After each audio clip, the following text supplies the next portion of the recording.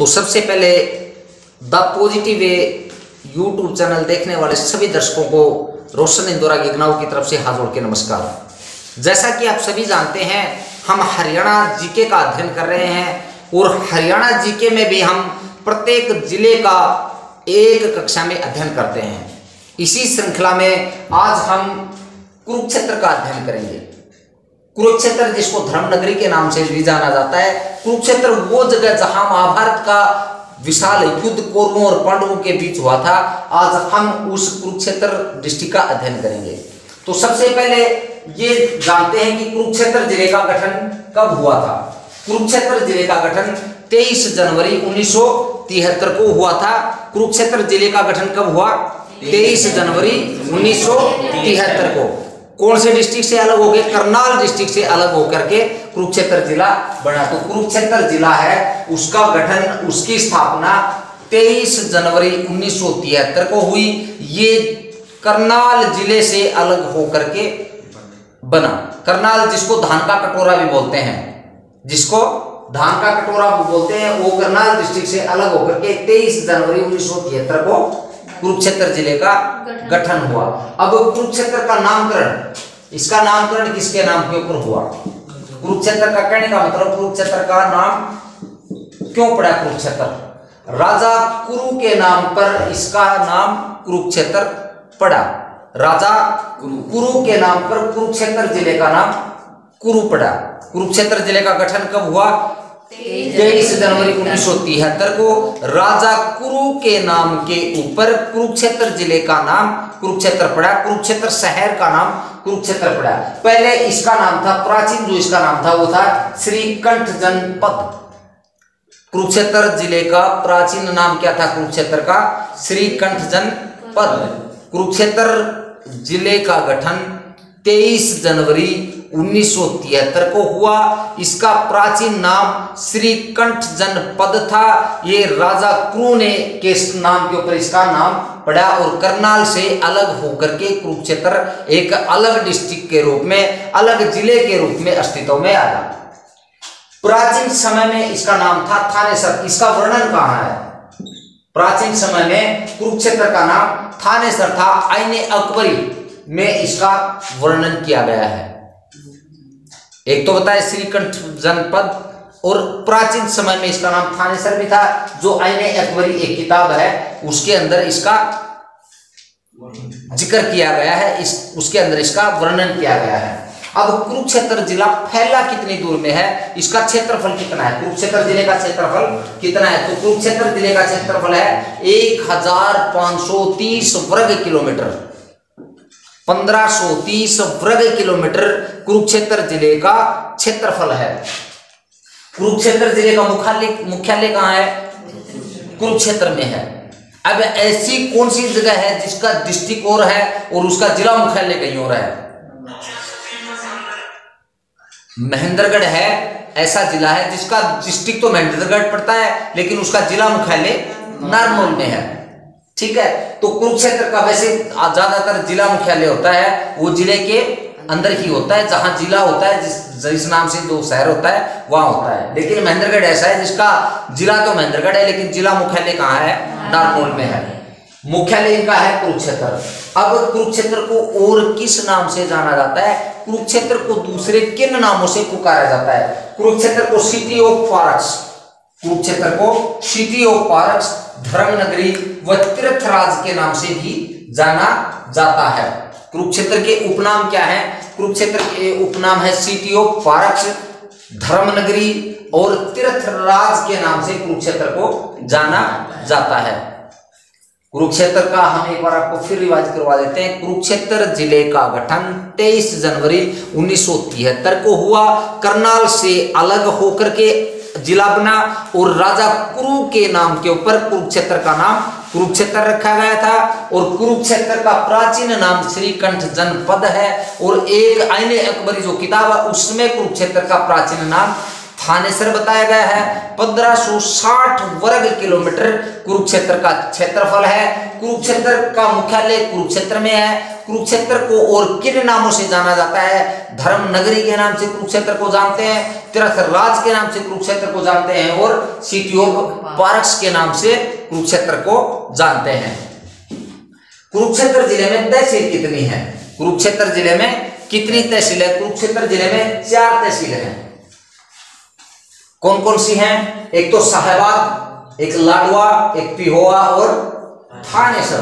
कुरुक्षेत्र जिले में कितनी तहसीलें हैं? कुरुक्षेत्र जिले में 4 तहसीलें हैं, लाडवा, साहेबाद, थानेसर और पिहोवा। कुरुक्षेत्र जिले में 2 उप तहसील भी हैं। कितनी है उप तहसील? 2 उप तहसील है। कौन सी? इस्माइलाबाद और बाबेल। कुरुक्षेत्र जिले में 2 उप तहसीलें हैं, इस्माइलाबाद और बाबेल। अब कुरुक्षेत्र का लिंगानुपात कितना है? लिंगानुपात बोले तो जैसे 1000 लड़कों के पीछे लड़कियां कितनी हैं? तो 888। 1000 लड़कों के पीछे 88 लड़कियां हैं। कुरुक्षेत्र की साक्षरता दर 76.31, 76.31% कुरुक्षेत्र का साक्षरता दर है। सबसे ज्यादा साक्षरता दर किसकी है? हमने पिछली कक्षाओं में पढ़ा है। किसकी है भाई? कौन से जिले की है सबसे ज्यादा साक्षरता दर? गुरुग्राम की सबसे ज्यादा साक्षरता दर है 84.70। ठीक है, 84.70% गुरुग्राम की साक्षरता दर है जो सबसे ज्यादा है। और साक्षरता दर इसकी कुरुक्षेत्र की 76.31%। जनघनत्व कितना है कुरुक्षेत्र का? जनघनत्व 631 व्यक्ति प्रति वर्ग किलोमीटर। जनघनत्व 631 व्यक्ति प्रति वर्ग किलोमीटर कुरुक्षेत्र का जनघनत्व है। अब कुरुक्षेत्र के साथ किन किन जिलों की सीमाएं लगती हैं? कुरुक्षेत्र जिले की सीमा किन किन जिले की सीमाओं के साथ लगती हैं? किन जिलों की सीमाएं कुरुक्षेत्र को छूती हैं? अंबाला, यमुनानगर, करनाल, ये तो हैं हरियाणा के जिले। अंबाला, यमुनानगर, करनाल ये हरियाणा के जिले जो कुरुक्षेत्र के साथ सीमा बनाते हैं। और पटियाला ये पंजाब का जिला है जो कुरुक्षेत्र के साथ सीमा बनाता है। कुरुक्षेत्र के साथ अंबाला, यमुनानगर, करनाल हरियाणा के जिले हैं और पटियाला राजस्थान का, ये अपना पंजाब का जिला है जो कुरुक्षेत्र के साथ सीमा बनाता है। नदी कौन कौन सी बहती है कुरुक्षेत्र में? सरस्वती और मार्कंडा नदी है, ये कुरुक्षेत्र में बहती है। सरस्वती एक जगह जाके विलुप्त तो हो जाती है। सरस्वती और मार्कंडा नदी कुरुक्षेत्र में बहती है। और इसमें सरोवर कौन कौन से हैं भाई? एक तो है ब्रह्म सरोवर, एक सनहित सरोवर, एक ज्योतिसर सरोवर। ये इंपॉर्टेंट क्वेश्चन बनते हैं। कुरुक्षेत्र में ब्रह्म सरोवर, सनहित सरोवर और ज्योतिसर सरोवर कुरुक्षेत्र में है। कुरुक्षेत्र ये जो ब्रह्म सरोवर है इसको लघु सागर का नाम भी दिया गया है। और ये एशिया का सबसे बड़ा मानव रहित, मानव द्वारा मानव निर्मित एशिया का सबसे बड़ा ब्रह्म सरोवर है कुरुक्षेत्र। ठीक है, इसकी खुदाई करवाई थी राजा पुरु ने। कुरुक्षेत्र की खुदाई राजा, 3 सरोवर हैं आप देख लेना एक बार, ब्रह्म सरोवर, सनहित सरोवर और ज्योतिसर सरोवर। ठीक है, ब्रह्म सरोवर है वो एशिया का सबसे बड़ा मानव निर्मित यानी आदमियों के द्वारा बनाया गया सरोवर है। इसकी खुदाई राजा पुरु ने करवाई थी। अब कुरुक्षेत्र जो जिला है उसमें सिंचाई किसके माध्यम से होती है? कुरुक्षेत्र जिले में सिंचाई जो नहर है वो पश्चिमी यमुना नहर के माध्यम से कुरुक्षेत्र जिले की सिंचाई होती है। कुरुक्षेत्र जिले की सिंचाई कौन सी नहर के द्वारा होती है? पश्चिमी यमुना नहर के द्वारा। अभी कृषि खेतीबाड़ी में कुरुक्षेत्र में क्या होता है? कृषि, आलू और शकरकंदी की जो खेती है, आलू और शकरकंदी की जो खेती है वो पूरे हरियाणा में सबसे ज्यादा कुरुक्षेत्र में होती है। आलू और शकरकंदी की खेती है वो पूरे हरियाणा में सबसे ज्यादा कुरुक्षेत्र में होती है। सबसे बड़ी अनाज मंडी है ये नहीं भारत की बल्कि एशिया की, एशिया की भी सबसे बड़ी अनाज मंडी है वो कुरुक्षेत्र में है। सबसे ज्यादा हरियाणा में आलू और शकरकंदी की खेती होती है। पश्चिमी यमुना नहर के द्वारा कुरुक्षेत्र में सिंचाई होती है और एशिया की सबसे बड़ी कृषि मंडी है वो कुरुक्षेत्र में है। मधुमक्खी उत्कृष्टता केंद्र, मधुमक्खी उत्कृष्टता केंद्र वो कुरुक्षेत्र में है। कौन सी जगह पे है? रामनगर में। एक छिलछिला वन्य जीव अभ्यारण्य है, छिलछिला वन्य जीव अभ्यारण्य जो सबसे छोटा वन्य जीव अभ्यारण्य है, ये कुरुक्षेत्र में है। ब्लैक बक, ब्लैक फैंकोलिन प्रजनन केंद्र भी कुरुक्षेत्र में है। ब्लैक बक और ब्लैक फ्रैंकोलिन प्रजनन केंद्र भी कुरुक्षेत्र में है। हरियाणा का पहला बटरफ्लाई पार्क, हरियाणा का पहला बटरफ्लाई पार्क कहां है? ये भी कुरुक्षेत्र में है। आकाशवाणी केंद्र हरियाणा में 3 है। आकाशवाणी केंद्र कितने हैं हरियाणा में? 3। जैसा कि हमने पढ़ा, एक कहां है? रोहतक में जो सबसे पहला आकाशवाणी केंद्र है उसकी स्थापना कब हुई? रोहतक वाले की। रोहतक डिस्ट्रिक्ट का अध्ययन क्या पता है? कौन बताएगा?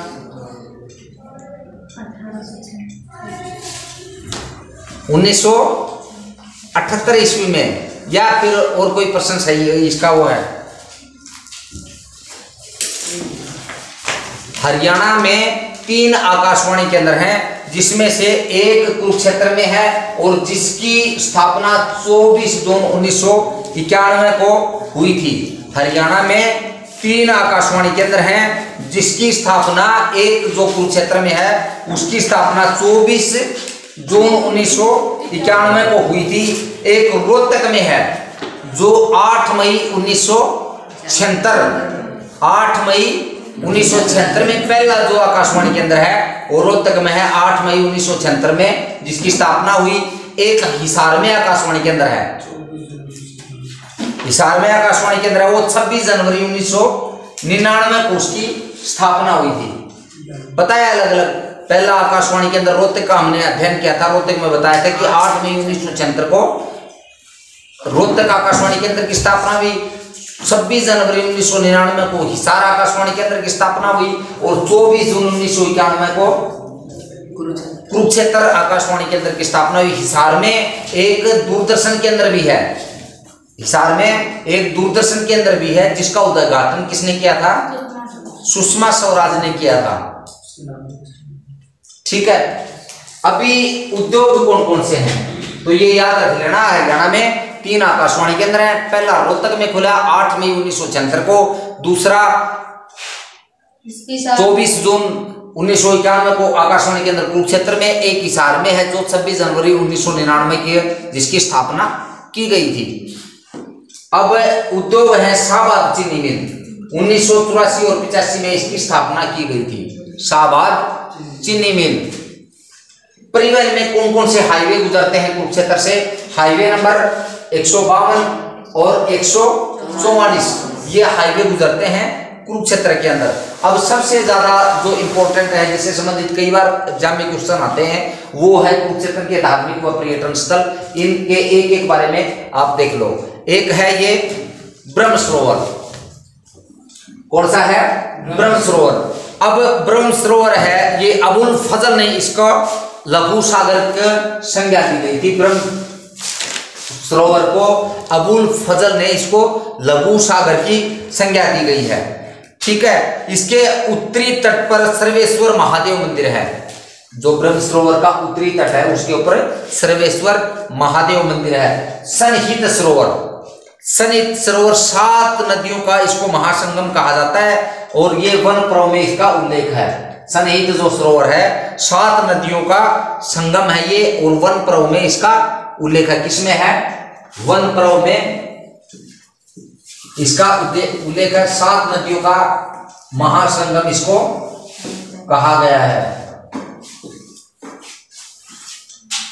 ज्योतिषर सरोवर, इस सरोवर के पास जो शिव मंदिर है उसका निर्माण कश्मीर के राजा ने करवाया था। इस के पास एक शिव मंदिर है जिसका निर्माण कश्मीर के राजा ने करवाया था। महाभारत युद्ध के स्मरण क्षेत्र में के स्थान पर श्री कृष्ण ने अर्जुन को गीता का उपदेश दिया था। जो गीता का उपदेश दिया था वो ज्योतिसर सरोवर है, उसके गीता का उपदेश दिया गया था किसके द्वारा? श्री कृष्ण के द्वारा। ज्योतिसर सरोवर है। श्री माता भद्रकाली मंदिर, माता भद्रकाली मंदिर, श्री वेंकटेश्वर तिरुपति बालाजी मंदिर 2018 में इसका उद्घाटन किया गया था किसके द्वारा? मनोहर लाल के द्वारा। श्री कृष्ण संग्रहालय, श्री कृष्ण संग्रहालय इसकी स्थापना कब की गई थी? 1987 में इसकी स्थापना की गई थी। और आर वेंकटरमन, उस समय कौन थे आर वेंकटरमन? राष्ट्रपति हुआ करते थे। उन्होंने 2 जून, इसमें 2 हाउस हैं, एक तो मल्टीमीडिया, एक महाभारत और गीता का संबंधित है। इसमें 2012 में प्रतिभा पाटिल जो राष्ट्रपति थी उसके द्वारा इसका उद्घाटन किया गया। बिरला मंदिर है। बाबा काली कमली का डेरा कुरुक्षेत्र में है। बाणगंगा, बाणगंगा कौन सी जगह है? ज्योतिसर पर नरकसारी गांव के निकट से निकलती है। महाभारत में अर्जुन ने यहाँ पर बाण मार करके पानी निकाला था। जब विषम पितामह और अर्जुन जब आमना सामना होता है, उनको इच्छा मृत्यु का वरदान था विषम पितामह को। उन्होंने विषम पितामह को बाण मार करके नीचे गिरा दिया था और बाणों की सैया के ऊपर उनको लिटाया था। अब विषम पितामह ने कहा था कि मुझे प्यास लगी है, तब अर्जुन ने बाण मार करके धरती से पानी निकाला था, जिससे श्री विषम पितामह जी की प्यास बुझी थी। वो जिसको बाणगंगा के नाम से जानते हैं। शेख चिली का मकबरा भी कुरुक्षेत्र में है। ये कुरुक्षेत्र के हैं धार्मिक स्थल, एक ब्रह्म सरोवर, सनहित सरोवर, ज्योतिसर सरोवर, माता भद्रकाली मंदिर, श्री वेंकटेश्वर तिरुपति बालाजी मंदिर, श्री कृष्ण संग्रहालय, बिरला मंदिर, बाबा काली कमली का डेरा, बाणगंगा और शेख चिली का मकबरा, ये हैं कुरुक्षेत्र के धार्मिक स्थल। अब जो ही कुरुक्षेत्र का नाम आता है, इसके साथ हमें महाभारत का युद्ध याद आ जाता है। कुरुक्षेत्र और महाभारत का युद्ध एक दूसरे के पूरक हैं, एक दूसरे के बिना अधूरे हैं। अब हम महाभारत का युद्ध के विषय में जानते हैं। महाभारत का युद्ध 900 ईस्वी पूर्व लगभग हुआ था। ये पांडवों और कौरवों के बीच हुआ था। महाभारत का युद्ध 900 ईस्वी पूर्व हुआ, कौरवों और पांडवों के बीच हुआ। 18 दिन तक चला था ये। 18 दिन में 15वें दिन भीष्म पितामह की मृत्यु हो गई थी। और महाभारत के युद्ध का आंखों देखा सारा हाल संजय ने बताया था धृतराष्ट्र को। इससे ये सिद्ध होता है कि जो आज का जो टीवी सिस्टम है ये उस समय भी उपलब्ध था, जबकि विज्ञान आज के युग से भी अति उन्नत उस समय था। कृष्ण जी ने गीता का उपदेश कहाँ दिया? वट वृक्ष के नीचे दिया था। और महाभारत ग्रंथ को जय संहिता के नाम से भी जाना जाता है, जिसके रचयिता वेद व्यास जी हैं। तो महाभारत ग्रंथ को किसने लिखा? वेद व्यास जी ने। पांडव 5 थे, युधिष्ठिर, भीम, अर्जुन, नकुल और सहदेव। जो 2 माताएं थी उनकी, एक तो माद्री और एक कुंती। कुंती की 3 संतानें थी, युधिष्ठिर, भीम और अर्जुन। माद्री की 2 संतानें थी, नकुल और सहदेव। कौरव 101 थे, 100 भाई और 1 बहन जयद्रा, जो जयद्रथ के साथ जिसकी शादी कर दी गई थी। अब 18 अध्याय हैं महाभारत में। सबसे पहले वेद व्यास जी ने महाभारत जब लिखी तो अपने बेटे सुखदेव को उन्होंने महाभारत सुनाई थी। महाभारत दूसरी बार लिखी गई तब व्यास द्वारा लिखा गया और इसमें कितने श्लोक थे? 2400 श्लोक थे। महाभारत में प्रथम जब बार महाभारत वेद व्यास जी द्वारा लिखी गई तो 8800 इसमें श्लोक थे, जिसे जय संहिता कहा गया। महाभारत को पंचम वेद भी कहा जाता है। वैसे वेद कितने हैं? 4 वेद हैं, ऋग्वेद, यजुर्वेद, सामवेद और अथर्ववेद। 4 वेद हैं और महाभारत को 5वें वेद के नाम से जाना जाता है। और विश्व में सबसे बड़ा ग्रंथ महाभारत हुआ है, वो आज भी है। तो महाभारत का युद्ध लगभग 900 ईस्वी पूर्व हुआ था, कौरवों और पांडवों के बीच हुआ। महाभारत का युद्ध 18 दिन चला। 15वें दिन भीष्म पितामह की मृत्यु हो गई महाभारत का युद्ध का आंखों देखा हाल धृतराष्ट्र को किसने सुनाया? संजय ने सुनाया था। कृष्ण जी ने गीता का उपदेश भी दिया जिसमें 18 अध्याय हैं वट वृक्ष के नीचे। और महाभारत ग्रंथ को जय संहिता कहते हैं। और महाभारत जब दोबारा लिखा गया तो वेशव्यास जी के द्वारा लिखा गया, इसमें 2400 श्लोक हैं। और पहली बार वेदव्यास जी के द्वारा लिखा गया था जिसमें 8800 श्लोक हैं। और वेदव्यास जी ने महाभारत पहली बार अपने बेटे सुखदेव को सुनाई थी। ये था महाभारत के बारे में विस्तार से।